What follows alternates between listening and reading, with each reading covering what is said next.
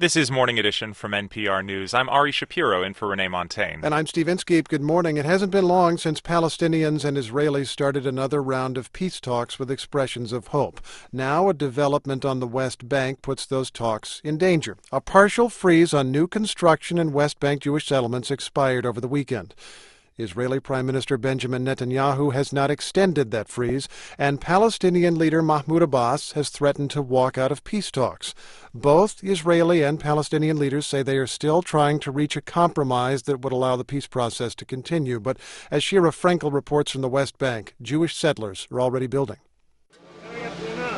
The soft slush and thud of concrete hitting the ground at this small West Bank settlement marked the end of the freeze on settlement construction, as far as Kiryat Netafim was concerned. Dozens stood around the small patch of dirt, cheering, clapping, and eventually singing the Israeli national anthem as they laid the foundation for a new preschool.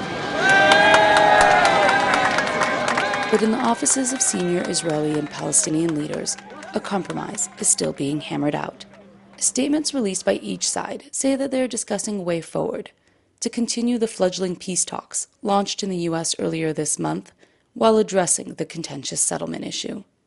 Though the freeze officially expired yesterday, officials say they still have time to negotiate. Palestinian Authority Chairman Mahmoud Abbas has said that he wants to talk with the Arab League Forum before he withdraws from peace talks. In Ramallah, officials remained quiet on the celebrations throughout the settlements, declining to issue a comment until a decision had been reached by the Arab League. Abbas's spokesman said that it would take several more days for that meeting to take place. Meanwhile, Jewish Israelis are still celebrating the Sukkot holiday, limiting work and construction to a minimum.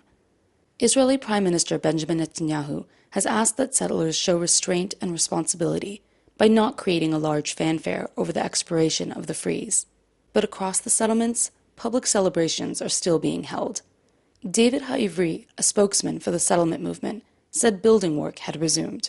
We all do respect our Prime Minister, Mr. Netanyahu, and we are willing to keep down the noise of our celebrations as long as we can keep the bulldozers moving and we can continue building more homes for Jewish people in our communities.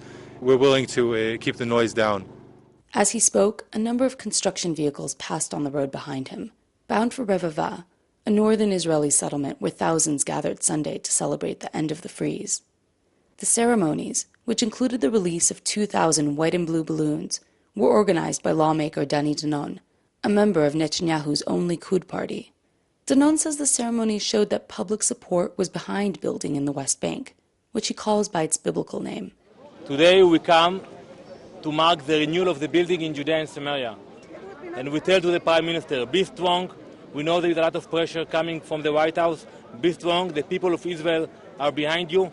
You committed to build, and now we are doing it here in Judea and Samaria. The rally by Danon and other Likud supporters was also meant to remind Netanyahu that his coalition, including members of his own party, have threatened to disband if he resumes the freeze on Jewish West Bank construction. In the settlements, they aren't wasting any time. The sounds of tractors and other construction equipment swinging into effect could be heard in half a dozen settlements this morning. Even as they celebrated, settlers say they are rushing out to build while they can. For NPR News, I'm SHEERA Freenkel in Jerusalem.